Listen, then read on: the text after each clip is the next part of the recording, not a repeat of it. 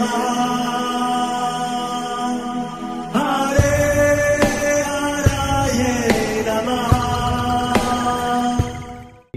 जी, आप सबका बहुत बहुत स्वागत है। मंगलाचरण आरंभ करते हैं। ओम नमो भगवते वासुदेवाय। ओम अज्ञानतिमिरान्धस्य ज्ञानाञ्जनशलाकया चक्षुरुन्मीलितं येन तस्मै श्रीगुरवे नमः। नमः ओम विष्णुपादाय कृष्णप्रेष्ठाय भूतले श्रीमते भक्तिवेदांत स्वामिनिति नामिने। नमस्ते सारस्वते देवे गौरवाणी प्रचारिणे निर्विशेष शून्यवादी पाश्चात्य देश तारिणे। जय श्री कृष्ण चैतन्य प्रभु नित्यानंद श्री अद्वैत गदाधर श्रीवासादि गौर भक्त वृंद। हरे कृष्ण कृष्ण कृष्ण हरे हरे, हरे राम राम राम हरे हरे। कार्पण्य दोषोपहत स्वभावः पृच्छामि त्वां धर्म सम्मूढचेताः। यच्छ्रेयः स्यान्निश्चितं ब्रूहि तन्मे शिष्यस्ते अहं शाधि मां त्वां प्रपन्नम्। हरे कृष्णा जी। भगवद गीता अध्याय 4 श्लोक नंबर 38 पाठ क्लास नंबर 6। ब्रजेश्वरी जी, आप पढ़ेंगे संस्कृत। हरे कृष्णा।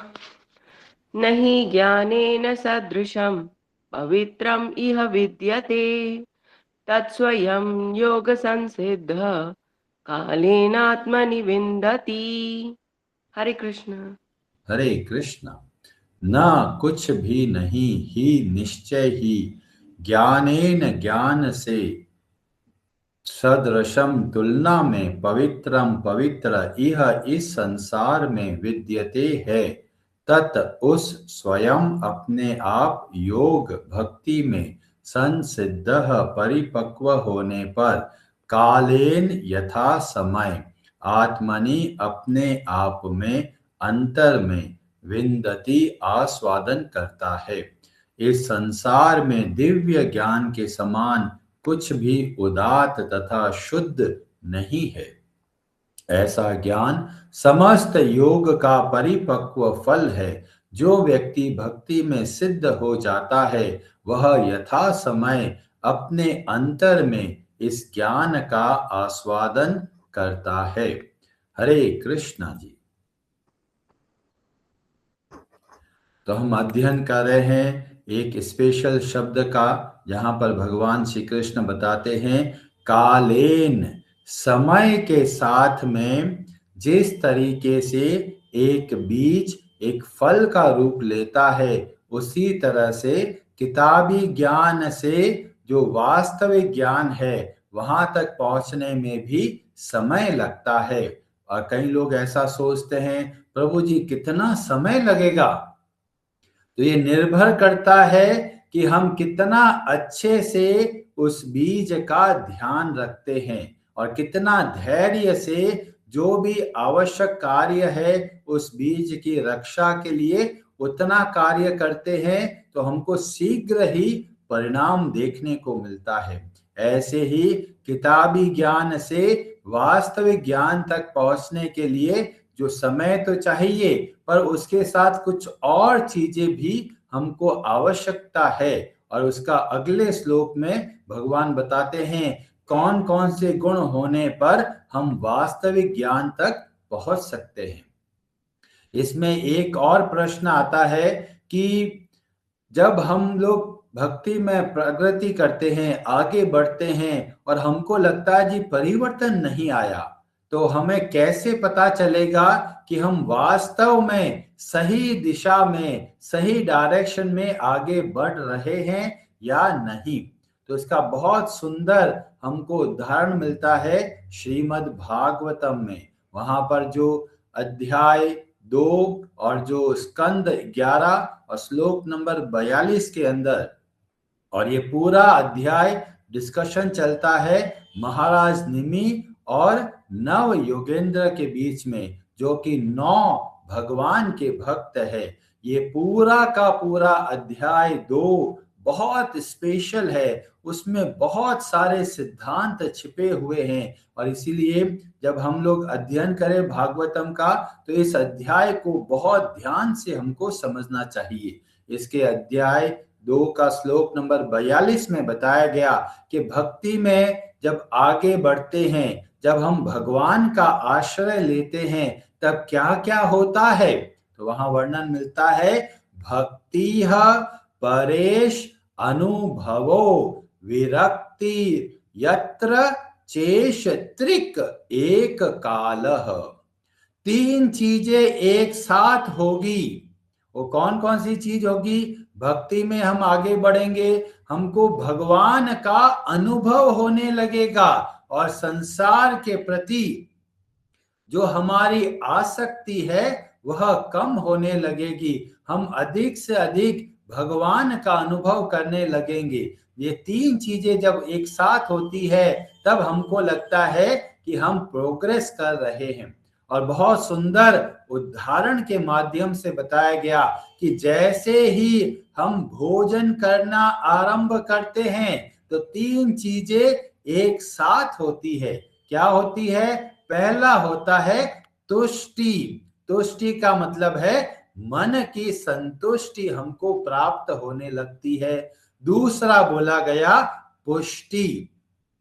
पुष्टि का मतलब हमारा पोषण होता है, हमको नरिशमेंट मिलता है। और तीसरा बताया गया शुद्ध अपायो, जो हमारी भूख है, जो पहले आग की तरह जल रही थी, अब धीमे धीमे शांत होने लगती है। ऐसे ही जब हम भगवान का आश्रय लेते हैं, भक्तों के बताए हुए मार्ग के हिसाब से चलते हैं, तब धीमे धीमे हमें ये 3 चीजें एक साथ होने लगती है। सबसे पहली चीज हमको देखने को मिलेगी कि हम संसार का जो आकर्षण है वो धीमे धीमे कम हो रहा है, भगवान के प्रति हमारा आकर्षण बढ़ रहा है, और भक्ति के नियमों को हम बहुत अच्छे से दृढ़ता से पालन कर रहे हैं। जब ये 3 चीजें हो रही है, इसका मतलब हम सही दिशा में आगे बढ़ रहे हैं।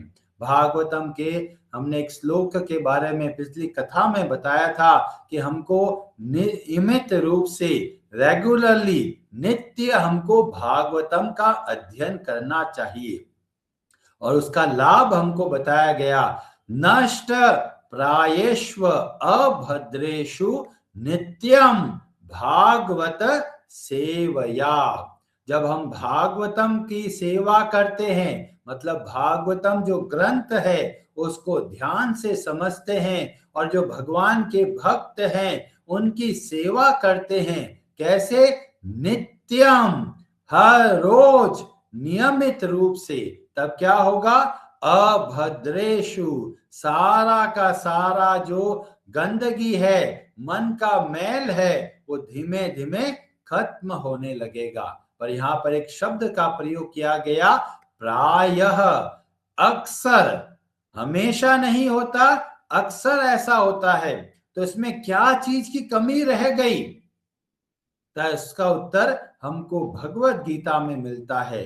सेवया से पहले 2 चीजों का होना बहुत जरूरी है। और ये हमें कैसे पता चलता है? भगवत गीता की अध्याय 4 और श्लोक नंबर 34 में बताया गया था, तद विद्धि प्रणिपातेन परिप्रश्नेन सेवया। जब ये तीनों चीजें होता है तब धीमे धीमे हमारा मन शुद्ध होने लगता है। क्योंकि कई लोग बोलते हम तो बहुत सेवा करते हैं, हमको बहुत आनंद आता है, पर उन सेवा के मूल के अंदर अगर कृतज्ञता का भाव नहीं है तो भी हमारा मन शुद्ध नहीं हो पाएगा। हम लोग कई ऐसे भक्तों को देखते हैं जो बहुत अच्छे से सेवा करते थे और अब वो मंदिर आना ही नहीं चाहते। क्यों? ऐसा क्या हो गया? क्योंकि उनके अंदर 2 चीजों की कमी रह गई। प्रणिपातेन मतलब भक्तों के संग में उनके बताए हुए मार्ग के हिसाब से जब नहीं चलते, तब वह व्यक्ति अपने मन माने ढंग से भक्ति करने लग जाता है। और जब मन माने तरीके से भक्ति करता है तो धीमे धीमे उसके अंदर कृतज्ञता की कमी आ जाती है और इसीलिए वो दूसरे रास्ते की ओर बढ़ने लग जाता है। तो प्रणिपातेन और परिप्रश्नेन ये बहुत बहुत महत्वपूर्ण है, जो हमारे मन को शुद्ध करते हैं। प्रणिपातेन का मैंने बहुत विस्तार से बताया था। इसमें मूल बात है, क्या हम अपने जो गुरु है, शिक्षा गुरु है या जो सीनियर भक्त है, उनकी सुनते हैं या नहीं। कई ऐसे होते हैं भक्ति तो करते हैं पर उनकी सुनते नहीं है, जो पहले मन से ठान कर बैठे हैं उसके हिसाब से ही चलते रहते हैं। जब इस तरीके से करेंगे तो वास्तव में हमको ज्ञान प्राप्त नहीं हो पाता। और इसीलिए प्रणिपातेन, परिप्रश्नेन और सेवया तीनों के तीनों की हमको आवश्यकता है। इसमें एक और महत्वपूर्ण शब्द आता है जो बहुत ही स्पेशल है। यहां पर बोला गया था तत् स्वयं। स्वयं का मतलब अपने आप हमको ये ज्ञान प्राप्त हो जाएगा समय के साथ में। तो श्री मध्वाचार्य जी एक बहुत स्पेशल बात रखते हैं और इसीलिए हमें प्रेरणा मिलती है कि हमको भक्तों के बताए हुए शिक्षाओं के आधार पर भगवत गीता को समझना है। नहीं तो हम अपने हिसाब से कुछ भी अर्थ निकाल लेंगे। और हमारे आचार्यों ने इतना अथक प्रयास करके ऐसे भगवत गीता पर तात्पर्य देकर हमको मार्ग बताया। तो मध्वाचार्य जी अपने तात्पर्य में बताते हैं कि जब स्वयं ही ज्ञान मिल जाता है तो भगवान का क्या योगदान है। और हमें पता चलता है भगवान का योगदान हर समय है। जब हमको भक्त मिलते हैं उसमें भी भगवान का योगदान है, और जब एक किताबी ज्ञान से वास्तविक ज्ञान तक पहुंचते हैं उसमें भी भगवान का योगदान है, उसमें भी भगवान की कृपा है। पर भगवान कितने दयालु है, वो श्रेय नहीं लेते। वो बोलते हैं स्वयं अपने आप ही ज्ञान प्राप्त हो जाता है, पर वास्तव में गहराई में जाते हैं तो हमको पता चलता है कि ये किताबी ज्ञान से वास्तविक ज्ञान तक पहुंचने में भगवान का ही योगदान है। हम केवल प्रयास करते हैं, पर जो परिणाम मिलता है वह भगवान की कृपा से मिलता है। आगे चलकर अध्याय 10 और श्लोक नंबर 11 में भगवान इस बात को समझाते हुए बोलते हैं, तेषाम एवानुकंपार्थम अहम अज्ञानजम तमः। जो हमारे अंदर अज्ञान का अंधकार है वो दूर होता है, अपने आप नहीं होता। भगवान बोलते हैं अहम, मैं करता हूं। कैसे करते हैं? नाश्यामी आत्म भावस्थो ज्ञान दीपेन भास्वता। जब हम एक भक्त के अंतर्गत बताए हुए मार्ग के हिसाब से भक्ति में आगे बढ़ने लगते हैं तो भगवान हमारे प्रयासों को देखते हैं, और जब हम भक्ति करना अच्छे से आरंभ कर देते हैं और नियमित रूप से भक्ति करते हैं तो यह भगवान का कार्य है कि कैसे उस किताबी ज्ञान को वास्तविक ज्ञान में बदला जाए। तो इस श्लोक के माध्यम से हमें पता चलता है कि भगवान हमारे लिए कितना प्रयास करते हैं। और हमें बहुत सारी कथाओं का वर्णन मिलता है, और विशेषतया जब भागवतम के अंदर हम ध्रुव महाराज की कथा को समझते हैं तो हमको पता चलता है ध्रुव ढूंढ रहे होते हैं कि कौन मेरे को मार्ग बताएगा भक्ति का, कौन बताएगा भगवान की सेवा कैसे करना है। और उस समय देव ऋषि नारद जी के मन में हलचल मचती है। अरे, देव ऋषि नारद जी पता नहीं कहां पर हैं, कैसे उनके मन में हलचल हुई? तो पता चलता है भगवान प्रेरणा देते हैं। जैसे ही हम थोड़ा भी प्रयास करते हैं भगवान को समझने के लिए, भक्ति के बारे में समझने के लिए, तो हमसे ज्यादा भगवान हमारे लिए प्रसन्न और साथ में चिंतित होते हैं, कैसे मैं इनकी सहायता करूं। और भगवान प्रेरणा देते हैं भक्तों के हृदय में जाकर, और भक्त फिर हमारे सामने आते हैं और हमको मार्ग बताते हैं, ताकि हम वास्तविक रूप से समझ पाए कि हम कौन हैं, भगवान कौन है, और हमारा और भगवान के साथ में क्या संबंध है। तो ये स्वयं शब्द के माध्यम से हमें पता चलता है कि भगवान कितने दयालु है और सदैव हमारे लिए कितना प्रयास करते हैं। हम हर बार रॉन्ग डायरेक्शन में चले जाते हैं, एक रॉन्ग डिसीजन ले लेते हैं, तो भगवान उस रॉन्ग डिसीजन के ऊपर पहुंचकर फिर वहां से नया प्लान बनाते हैं।